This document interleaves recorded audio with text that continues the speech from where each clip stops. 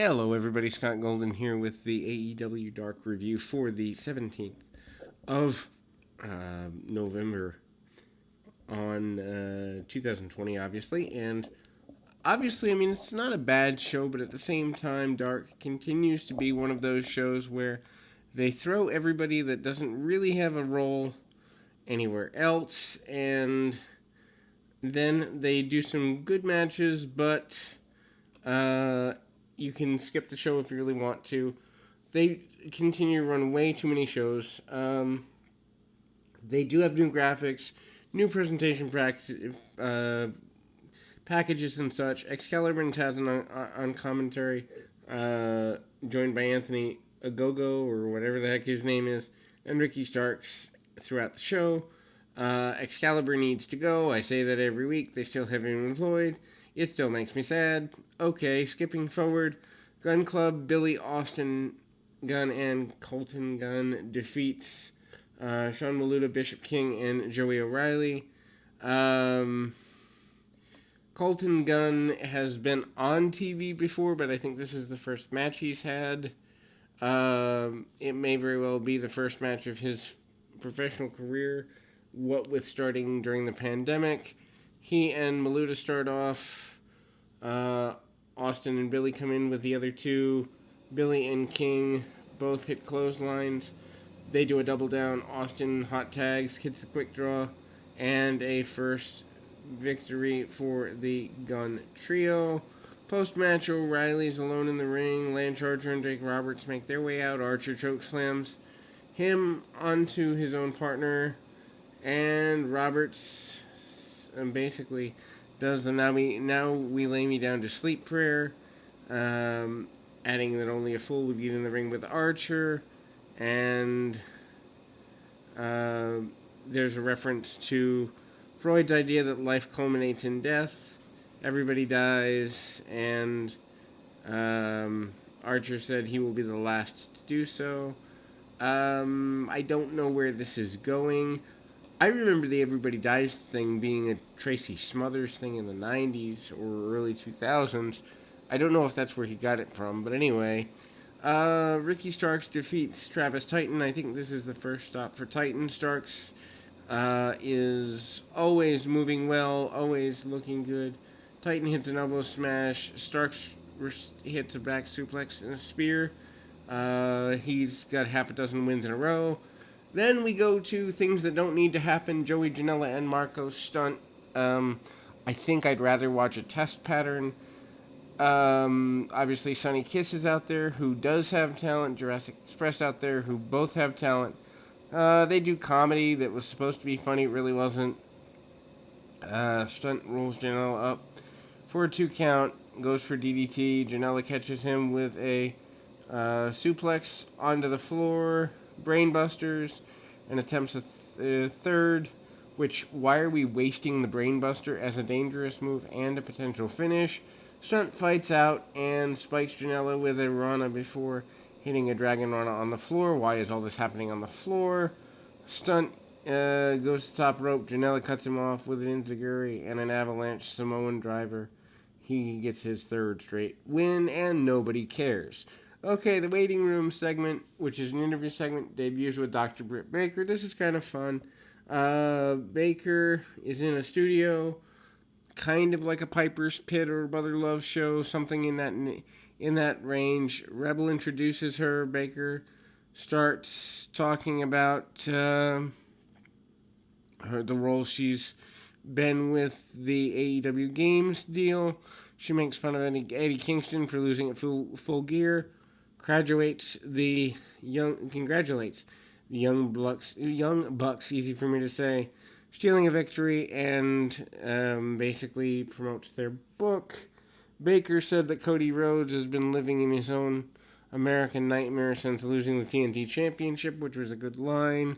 She tells the audience to check under their seats for a gift, but there isn't one, but that's okay because life's not fair. Baker invites TH2 onto the show. They come. She asks what it's take for them to achieve tag team gold, and Helco called the tag divisions and the Bucks vanity project, and he basically complains about how little they've been on Dynamite. Maybe it's because no one cares about you. Again, when people complain about not being on Dynamite, do something that would put you there is my natural feeling, and also to some degree get angry at your boss for hiring too many people. I mean, I'm not talking in real life, but maybe I am a little bit, in the sense that this is a wrestling company.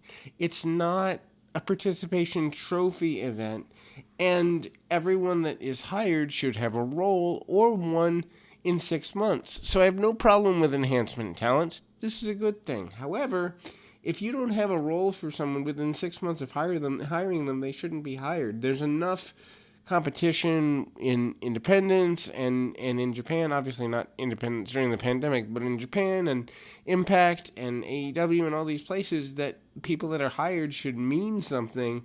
And the one thing that AEW has done that really makes me quite sad is they've made hiring somebody mean less. Anyway, basically, the Hybrid 2 talks about wanting revenge on SCU. They're trying new things. They're doing something. I love Britt Baker. I think she should be the women's champion of the division. I think she's one of the best women they have. Thunder Rosa, Serena Deeb, and others notwithstanding. But I don't know that this is the best use of her. Or if you're going to give her somebody to interview, give her people that know how to talk really well, especially in a debut edition. Anyway, Frankie Kazarian has a good match with Griff Garrison. Garrison's phenomenal, and I think they should be doing more with him. Kazarian gets an advantage early. He goes technical. They go striking battle. Chops. Garrison takes advantage. Hits an elbow. Garrison goes for a slingshot suplex. Kazarian catches him with a cutter and an inverted DDT for the pin. This is his third straight win. I like the fact that people are winning, but to me, you should be kind of matching up, like people that are losing, match them up and somebody comes out ahead. People that are winning, match them up and somebody gets ahead. I think there needs to be more planning in the storyline telling of all this. We go to women's stuff. Penelope Ford, Renee Victoria. This is horrible. Ford isn't ready. Neither is this new woman Victoria. I don't know that I've seen her before. Pump kick that's pretty stiff from Ford right away, and then she hits a gut buster, gets a near fall. Ford continues dominating, but then misses a move. She gets lost in there because she doesn't have enough experience to be on a television program like this. Victoria nails a roundhouse kick for near fall. Ford finally hits a handspring cutter. They're overusing the cutter, but I think I mention that almost every week. And the cutter falls really short, actually. Fisherwoman suplex for the finish. Ford gets there. This is her 6th straight win. That makes me sad just to think about. 6 people have had to put her over. It doesn't make sense. Brandon Cutler defeats Ryzen. Cutler, former rival Peter Avalon, and former tag partner for that matter. Peter Avalon's watching from ringside. Cutler hits a bunch of offensive moves. Ryzen gets a rope break, cuts him off with a flapjack over the ropes. Ryzen goes to the top rope. Cutler hits a leaping Frankensteiner and the TPK for the win. And I gotta get my phone here, and we will be back in just 2 seconds. And then we move into yet another match here. Leah Hirsch against Tosh Price. I mean, I love Hirsch. Hirsch is phenomenal. She gets a victory here. She's had a great match with Shida, which I think is backwards to put her in there with the champion first, but that is what it is. She is a great addition to the women's division. Hirsch controls the match early, does a lot of amateur wrestling, almost an MMA hybrid type thing. Hirsch then hits a Beal and an Enziguri. Sends Price into the turnbuckle, beats her down with a series of strikes, applies a Fujiwara armbar, and ends up missing a running knee. Price is up, and Hirsch hits a German suplex and a moonsault, and then locks in a cross arm breaker, forcing Price to submit. This is how you book a woman you're trying to get over, or a man for that matter. Jurassic Express, Jungle Boy, Luchasaurus with Marco Stunt. Why do we need to see him twice? Defeat TNT, Terrence Hughes, and Terrell Hughes, otherwise known as the Sons of Devon Dudley. They should be in winning situations, especially if you're going to sign them as people who ultimately are second generation people. To me, you don't put a second generation star or third generation star on television without a plan for them. To me, that's insulting to the heritage that they paid their dues, because they have a parent who has paid their dues and certainly would teach them how to do that. Anyway, Jungle Boy and Terrell wrestle around. Terrence tries to go at it with Luchasaurus, doesn't get done well. Tail whip by Luchasaurus. TNT performs the twin switch. Jurassic Express wasn't looking when this happens. There's a cutoff for the dive from Jungle Boy. Luchasaurus gets a hot tag, goes nuts, goes for a double choke slam, but the TNT fight out, and they get a double power bomb set up for 3D. Luchasaurus cuts them off, and Jungle Boy gets a submission. Almost a modified crossface, and Terrell taps out. I'm not a fan of this. I think with so many teams, I think you easily could have had Jurassic Express beat somebody else. I also, as mentioned, think that second generation stars should be treated better. That's just a personal thing. The Acclaimed Anthony Bowens and Max Caster defeat D3 and Angel Fashion. Not necessarily a fan of this either, in the sense of the Acclaimed are fine. I like Matt Caster, but do we really need tag match after tag match? Caster raps, which I think brings back memories of a young John Cena from, 16 years ago now. D3 didn't make it into the match until Fashion gets a hot tag. Tornado DDT on Caster.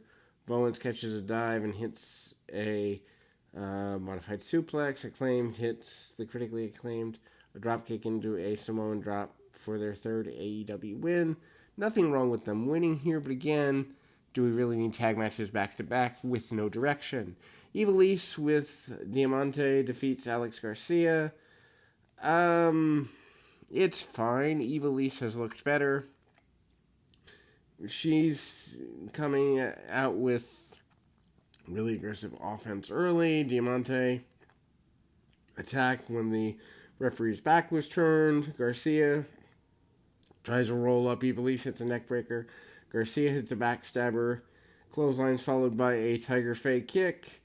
She tries to follow up, but Ivelisse hits a flatliner into a snapmare and a kick and a pin. This is a singles match win for Ivelisse, first time in a couple of months.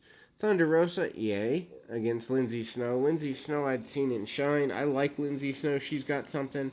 Snow makes her AEW debut here with Rosa, and Rosa wants the NWA Championship rematch. They basically are pretty much a stalemate in the beginning. Series of suplexes. Rosa fights back with a drop kick.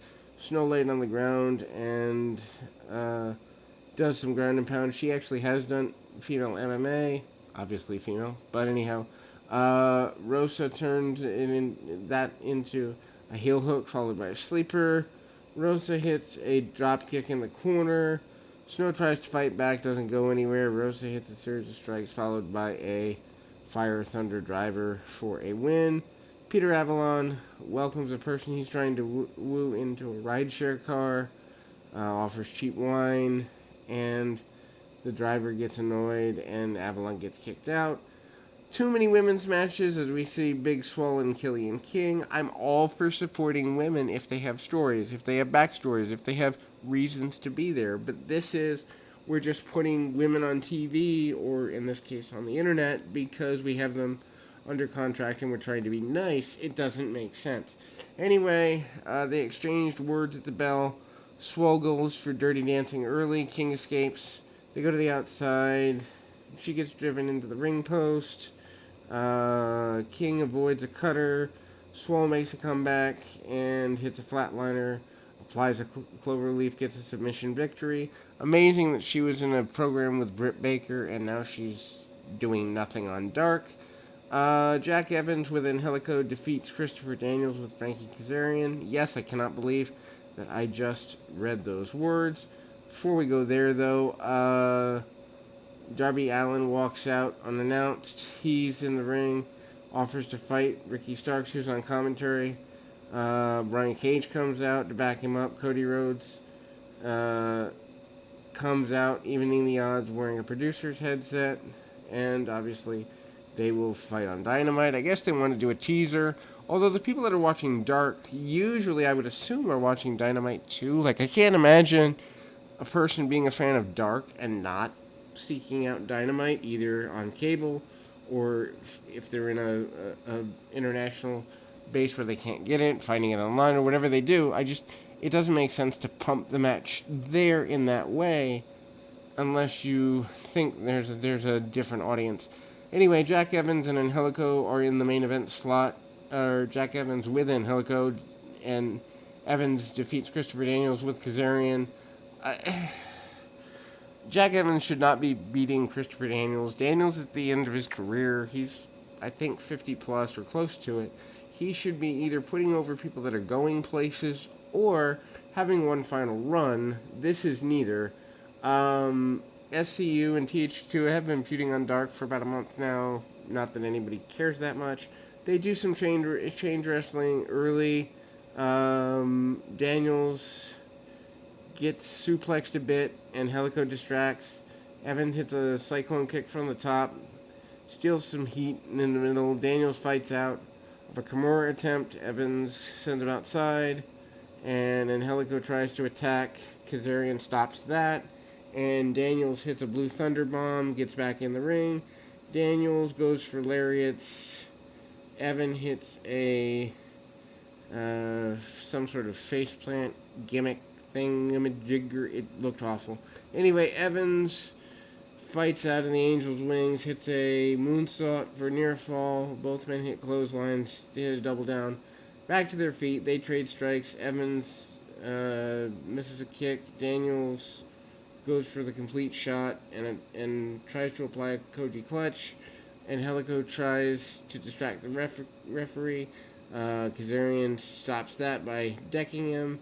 Angelico grabs Daniel's legs, allowing Evans to lock on the backslide bridge for the win. This is unfortunate. Still unfortunate that they're even wasting Daniels and Kazarian in this way, but it is what it is. Anyway, we'll be back with more content right after this.